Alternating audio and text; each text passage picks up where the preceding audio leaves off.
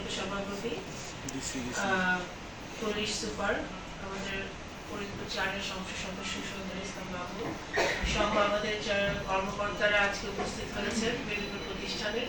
আমাদের বিভিন্ন থানা থেকে আগত আমাদের পুলিশ বাহিনীর যারা কর্মকর্তারা উপস্থিত হয়েছেন সকলকে ধন্যবাদ জানাই। আমাদের মিডিয়ার যারা ভাইরা বোনরা উপস্থিত হয়েছেন,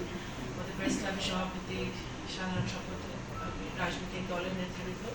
সবাইকে আসসালামু আলাইকুম। আমি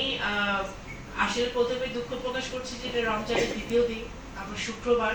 তারপরে আপনারা কর্মকর্তারা কষ্ট করে এসছেন সকলে, এই জন্য আমি আপনাদেরকে ধন্যবাদ জানাই। কারণ আমার কাছে মনে হয়েছে যে আমি ডিসি মহোদয়ের সাথে কথা বলেছি গতকালকে এবং মনে হয়েছে যে আমাদের যেহেতু রমজান মাস শুরু হয়েছে,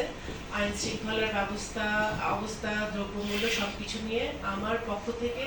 জেলার যারা দায়িত্বশীল